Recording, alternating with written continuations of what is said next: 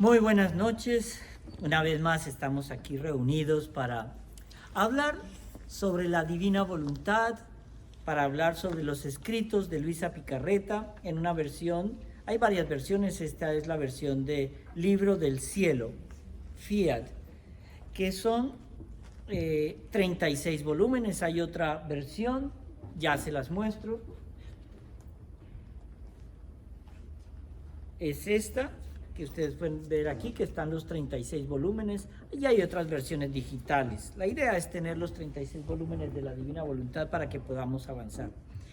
En días pasados apenas estamos empezando, estamos en el primer volumen, y estábamos hablando la semana pasada cómo el Señor fue preparando poco a poco a Luisa, cómo le permitió de alguna manera que ella fuera conociendo de qué se trataba la divina voluntad y el regalo que le estaba haciendo el Señor de esta gracia.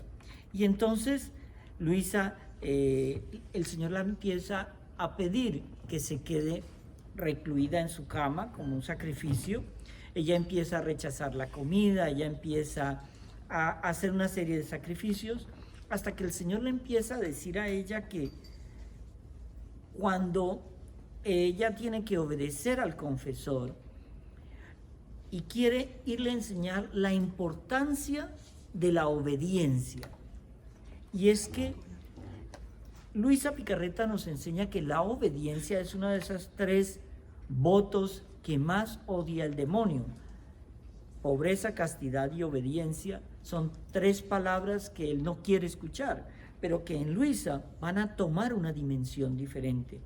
Y por eso cuando el Señor le empieza a regalar ciertas gracias o dones o diálogos, le empieza a decir cómo la oración en ella puede parar una guerra, puede parar una pandemia, puede parar cualquier cosa. Entonces, es una mañana que era el primer día del año, el Señor se acerca a Luisa y le dice: hoy quiero hacerte ver el anillo que te he preparado para cuando te despose.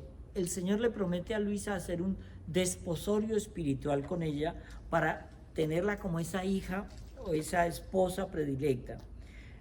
Después me dijo, dice Luisa, dile al confesor que es voluntad mía que continúes estando en la cama, y como señal de que soy yo, dile que hay guerra entre Italia y África, y que si él te da la obediencia de hacerte continuar sufriendo, no dejaré hacer nada a ambas partes y se pondrán en paz.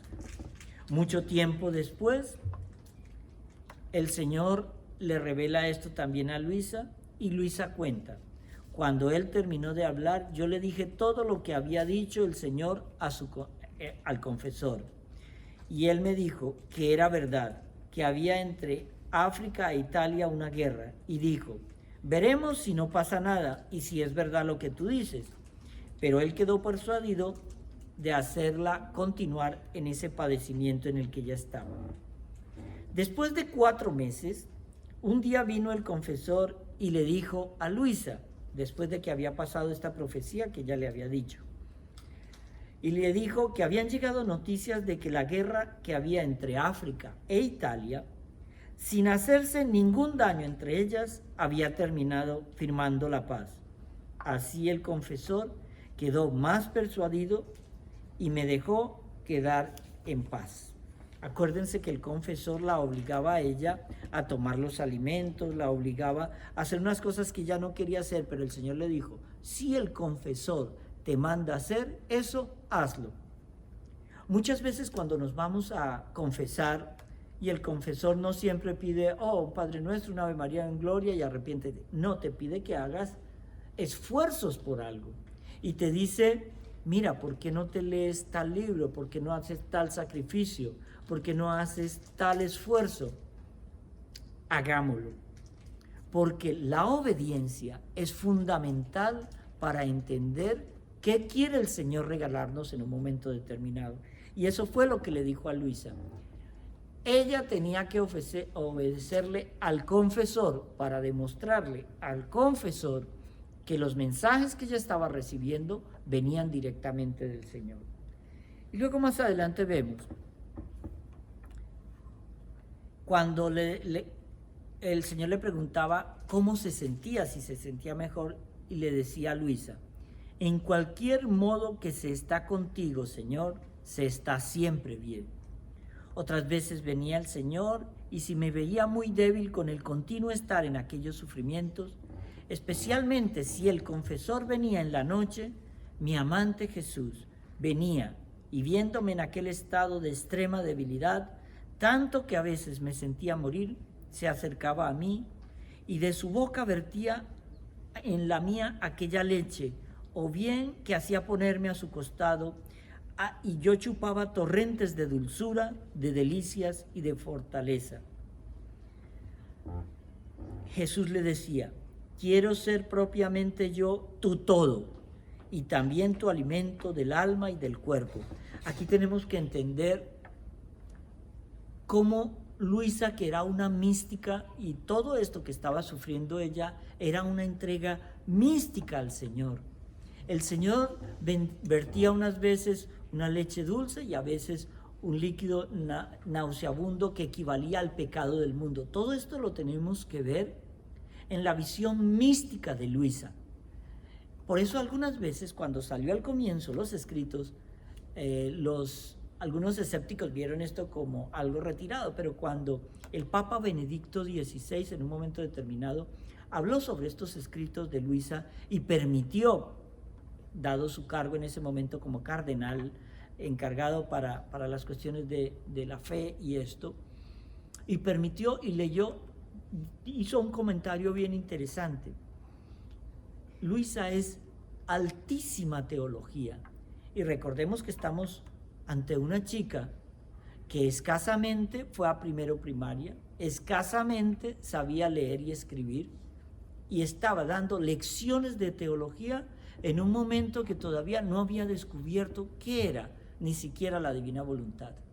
Ni siquiera cuando nosotros vemos en la iglesia esa iluminación del Espíritu Santo, aunque el Señor nos lo dejó, los escritos más lindos del Espíritu Santo han sido escritos por místicos, por teólogos que lo han descubierto o redescubierto en los últimos 150 años.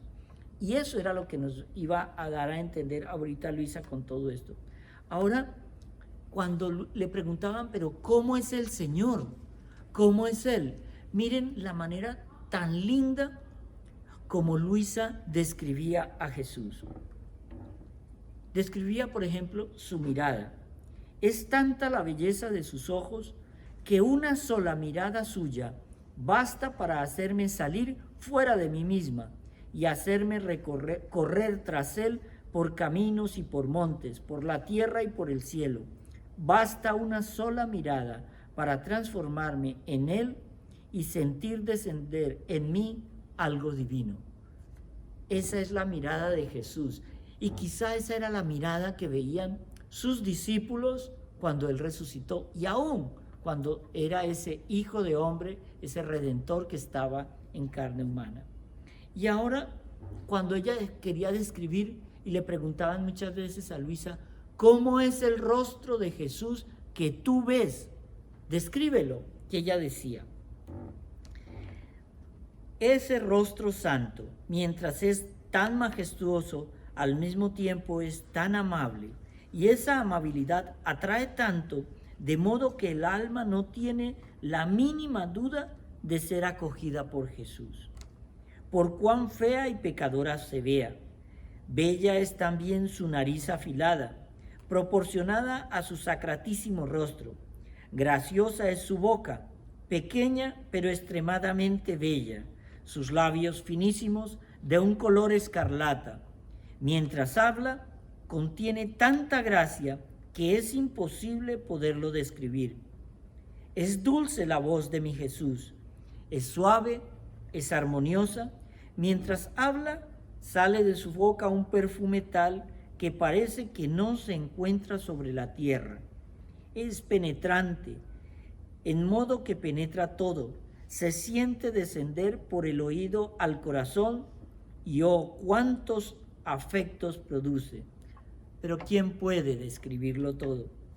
Yo me acuerdo que la semana pasada yo les decía que encontrar esa visión beatífica del Señor era como para una persona que fuera totalmente ciega, que de pronto le regalaran la posibilidad de abrir los ojos durante 10 segundos y luego tratar de describir eso, tratar de describir un bosque, un árbol, el sol, cuando nunca lo ha visto.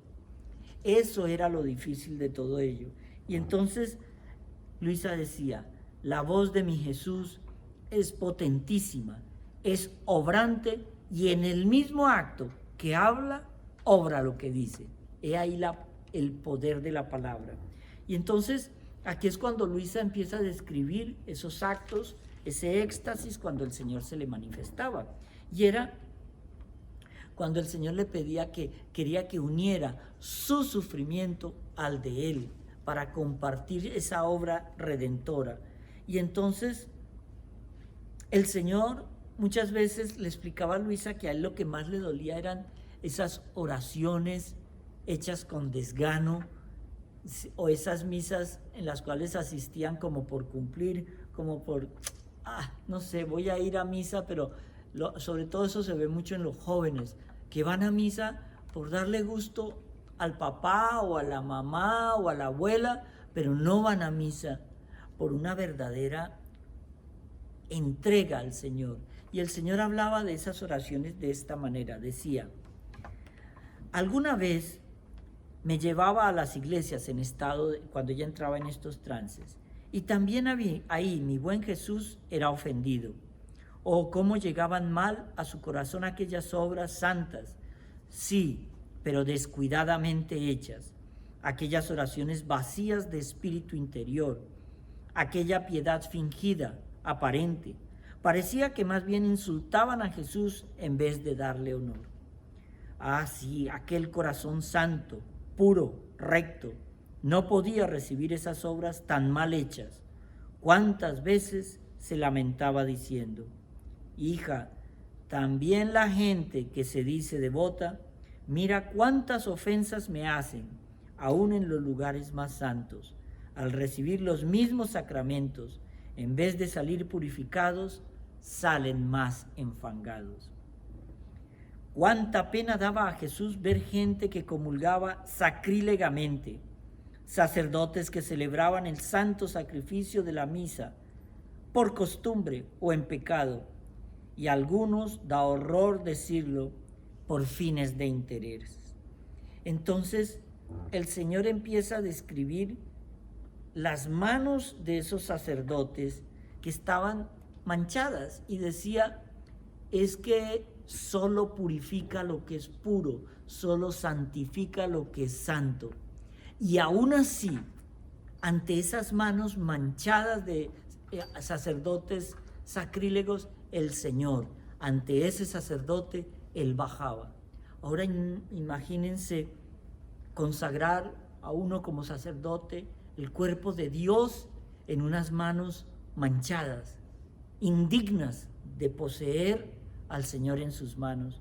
Pero Él, para rescatar todo eso, empieza a describir la belleza del sacerdocio y dice, otras veces me hacía ver también escenas tan consoladoras y bellas que raptaban, y estas eran ver a buenos y santos sacerdotes que celebraban los sacrosantos misterios. Oh Dios, cómo es algo alto, grande, sublime su ministerio. Cómo era ver bello al sacerdote que celebraba la misa y a Jesús transformado en él. Parecía que no el sacerdote, sino que Jesús mismo celebraba el divino sacrificio, y a veces hacía desaparecer del todo al sacerdote, y Jesús solo celebraba la misa y yo la escuchaba. Cómo era conmovedor ver a Jesús recitar aquellas oraciones de la liturgia, hacer todas aquellas ceremonias y movimientos que hace el sacerdote. Cómo son cosas pasadas, ya no recuerdo bien los detalles, decía Luisa, pero era algo celestial. Ahora el Señor le va a dar a ella una lección de qué es la Santa Misa.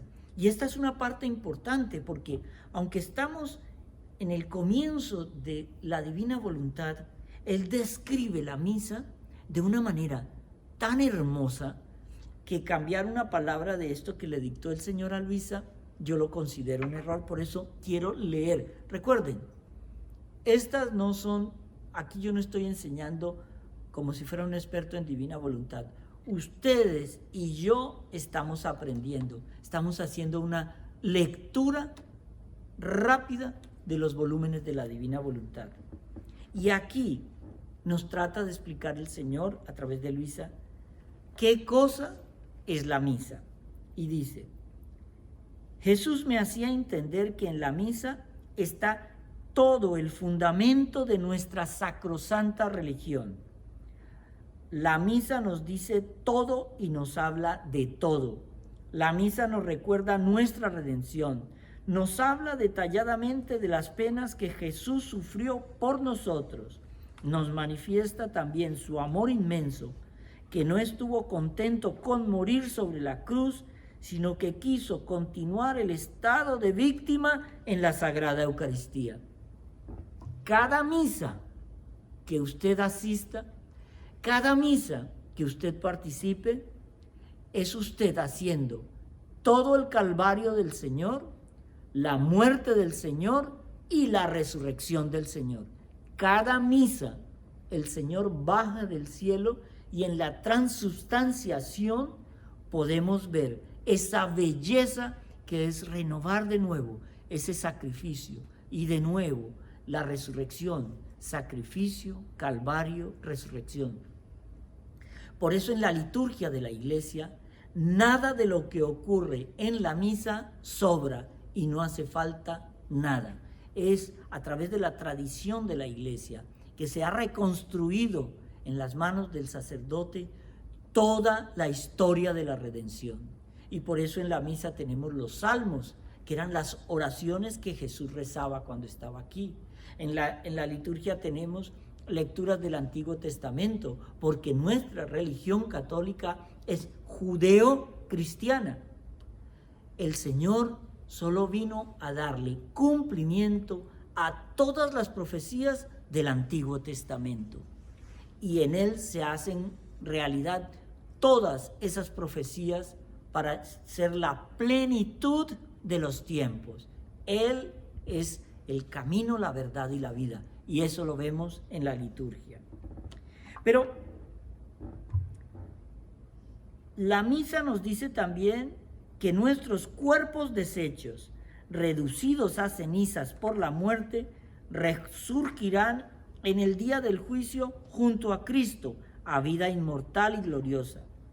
Jesús me hacía comprender, dice Luisa, que la cosa más consoladora para un cristiano y los misterios más altos y sublimes de nuestra santa religión son Jesús en el sacramento y la resurrección de nuestros cuerpos a la gloria.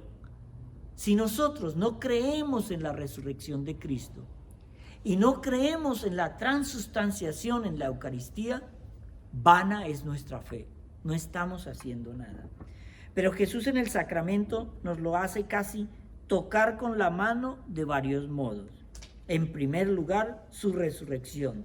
En segundo, su estado de aniquilamiento de aquellas especies, pero también es cierto que está en ellas vivo y verdadero. Pero una vez consumidas, su real presencia va desapareciendo. Después de consagradas de nuevo, se repite el ciclo. Nosotros llamamos a Jesús, Él baja y hace su presencia real en la Eucaristía. Una vez la consumimos, ya Él ha entrado en nosotros y es un rito, es una liturgia que debemos repetir cuantas más veces podamos, más estaremos cerca de Él. Pero recuerda siempre, hay que consumir la Eucaristía en gracia, y la gracia solo se alcanza a través de la confesión frecuente. El Señor nos dice también, cesando el Señor nos recuerda algo bien importante aquí.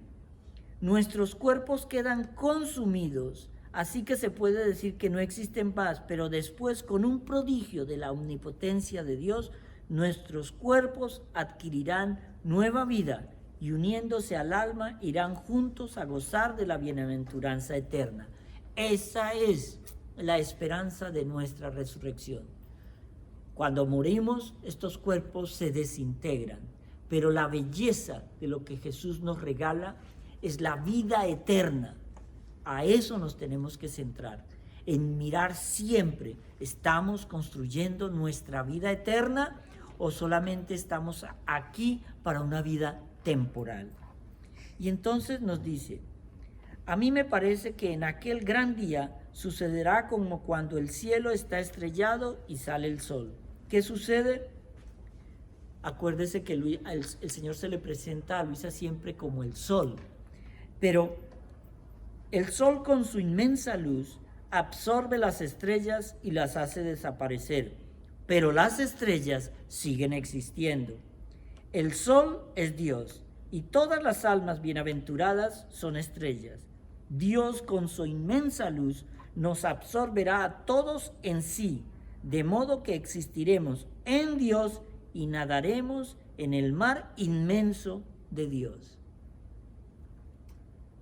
Eso es lo que quiere el Señor que aprendamos. Él es la luz que lo llena todo. La diferencia, decía Luisa, era que si tú ves el sol, la luz del sol te hiere los ojos, ¿cierto? Pero ver a Jesús es ver una luz aún mucho más infinitamente grande que el sol, pero no te encandila, te abraza. La luz del Señor abraza a los que lo aman, nunca te hace desaparecer. ¿Las estrellas de día las podemos ver? No, pero ahí están. El Señor quiere que entendamos esa belleza con esto. Y ya después que nos ha descrito cuál era la belleza de la misa que nosotros muchas veces despreciamos, es cuando ya invita a Luisa y le dice, es que yo voy a hacer un desposorio espiritual contigo. Él la quiere unida no solamente a su gracia, sino a su sufrimiento y a su dolor. Y aquí viene una pequeña descripción de lo que el Señor le va a regalar en ese desposorio espiritual. Y dice, ahora en estas salidas del cuerpo que el Señor me hacía hacer, a veces me renovaba la promesa del desposorio ya dicho. Y les recordaba, todo lo que es terreno, todo debes quitar, no solo de tu corazón, sino también de tu cuerpo. Tú no puedes entender cuán dañino es y qué impedimentos son a mi amor, aún las más mínimas sombras terrenas. Él estaba pidiendo a Luisa una entrega tan brutalmente ciega a él, que ella tenía un anillo que era una cruz de oro que le habían regalado y le tenía gran aprecio, y le preguntaba al Señor si ese anillo lo podía conservar. Pero cuando el Señor le dice, es que yo te estoy preparando un anillo que opaca cualquier obra terrena, y ese anillo despedía tanto amor y tanta luz que inmediatamente Luisa se deshizo de ese anillo que le habían regalado. Y dice, y yo prontamente me lo quité. Finalmente llegó el suspirado día después de no poco sufrir. Recuerdo que faltaba poco para cumplir el año de estar continuamente en cama. Era el día de la pureza de María. La noche precedente de ese día, mi amante Jesús se hizo ver en actitud festiva. Se acercó a mí y tomó mi corazón entre sus manos y lo miró y lo miró. Lo desempolvó y después me lo restituyó de nuevo. Esto se conoce en la vida mística como de alguna manera reverberación que le pasó a Margarita María Lacoque, que le pasó a muchos santos, y es como el Señor permite que la huella de la lanza en el corazón de él se traspase a los que tienen esta vida mística. Vamos a ver, por ejemplo, San Felipe Neri, que estamos celebrando hoy. El Señor le permitió ver el amor que le tenía y lo inflamó tanto de amor que el corazón se le creció tanto que 2 costillas se le rompieron y lo tuvieron que hacer una curva. El corazón de San Felipe Neri se salía de su pecho y cuando él muere se ve como estas 2 costillas están curvadas para poder tener el corazón que San Felipe Neri tenía inundado del amor de Dios. Eso se conoce como la transverberación y le pasó a Luisa, le ha pasado a muchos santos, más de los que imaginamos. Pero ahora vamos propiamente cómo fue ese desposorio espiritual entre nuestro Señor Jesucristo y Luisa. Dice, la mañana de dicho día, Jesús se hizo ver de nuevo, todo afable, dulce y majestuoso, junto con su Madre Santísima y Santa Catalina. Primero los ángeles cantaron un himno. Santa Catalina me asistía. La mamá me tomó de la mano y Jesús puso en mi dedo el anillo. Después nos abrazamos y me besó, y así hizo también la mamá. Después tuvimos un coloquio todo de amor. Jesús me hablaba del gran amor que me tenía y yo le decía a él también del amor con el que lo quería. La Santísima Virgen me hizo comprender la gran gracia que había recibido y la correspondencia que debía dar al amor de Jesús. ¿Cómo entender esta belleza de esa entrega? Recordemos, no podemos leer literalmente una experiencia mística, pero sí el símbolo de lo que el Señor nos quiere enseñar en la divina voluntad. Cómo nos quiere Él totalmente entregados a Él. Cómo nos quiere Él que nos dejemos guiar por su Santísima Madre, la Virgen María. Cómo es la participación del cuerpo de santos que está en el cielo. Cómo es el cielo, porque Luisa, el Señor le permitió ver el paraíso. Cómo era esa belleza de estar en el cielo. Por eso, los santos, cuando el Señor les permite ver un segundito el cielo, se quieren ya ir, quieren partir, porque ya todo lo que es la dimensión de la tierra pierde sentido. Ya las peleas, las disputas, los anhelos, las ambiciones, los celos, las envidias, pierden la dimensión para ganar ya esa belleza de la plenitud que es vivir en el amor de la Santísima Trinidad. Y para eso hace una descripción muy linda.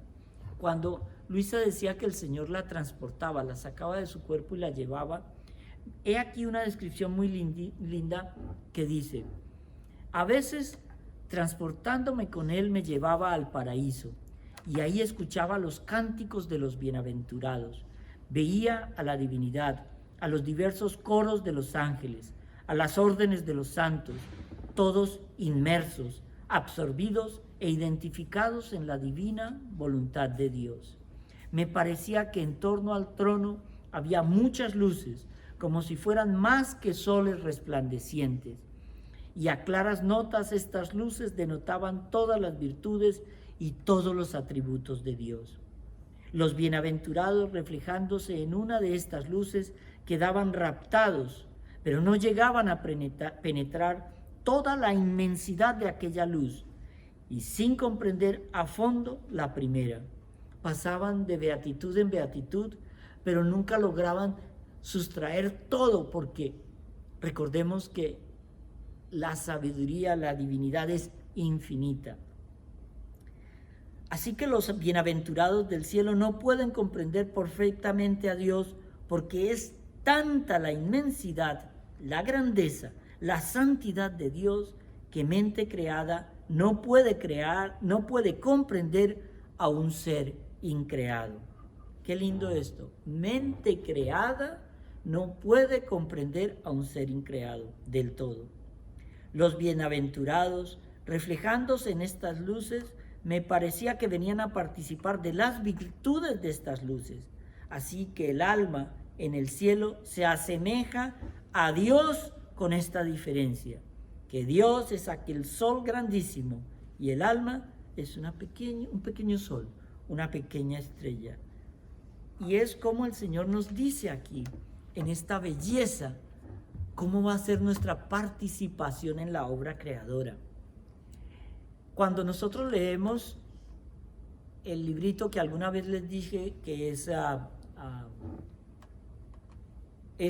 los giros del alma, es cuando el Señor, más adelante vamos a ver cómo el Señor invita a Luisa a que participe y vea cómo fue toda la creación del mundo desde el inicio, porque como en Él no hay tiempo, Él nos hace partícipes de la obra creadora, para que asistamos cómo fue la creación del universo. Imagínense esa belleza. Tú puedes imaginarte cómo fue creado el sol, las estrellas, nuestro sistema, cómo fue creado Adán y Eva, cómo fueron creados tus padres allá en tus casas, cómo van a ser creados tus hijos que todavía no conocen. Esa belleza es lo que nos hace comprender a nosotros que nada de lo terreno es tan importante como para no fijarnos en la eternidad. La eternidad es nuestra meta. La vida sin fin al lado de Dios, al lado de la Santísima Trinidad, tiene que ser nuestra meta. Somos pecadores, sí, y quizás vamos a seguir cayendo toda la vida, pero no importa, levantémonos y sigamos caminando, aunque sea a rastras por el camino de la salvación, pero nunca corramos hacia la perdición. Por hoy quiero terminar ya con una frasecita que quiero decir aquí, cuando el Señor dice algo bien lindo, y es que el sentido del humor de Jesús con Luisa. El Señor le decía a Luisa, mira, ¿sabes qué? Sí, ya te voy a llevar al cielo. Pero cuando ella muchas veces ya la había entrado al paraíso, le decía, hijita, te voy a mostrar algo. Si ves aquella alma de allá, se está condenando. ¿Tú no regresarías a hacer un poquito más de sacrificio para salvar esta alma? Entonces Luisa decía, Señor, me lo has vuelto a hacer, claro que yo regreso por eso, pero no me amenaces porque yo quiero estar contigo. Sí, hijita, pero esa alma depende de ti. Muchas almas van a depender de ustedes, muchas.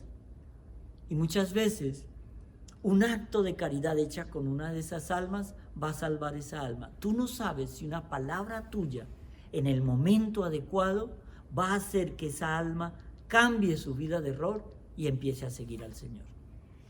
Y ya para terminar, quiero despedirme con la oración que siempre rezamos en la Divina Voluntad.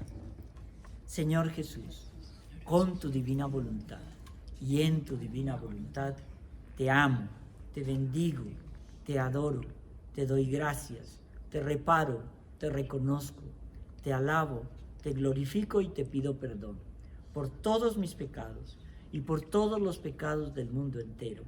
Y te suplico que venga ya tu divina voluntad a reinar en nosotros y que nos guíes y protejas como hijos de tu divino querer. Y la bendición se las voy a dar con las reliquias de Santa María de Jesús crucificado y de San Felipe Neri.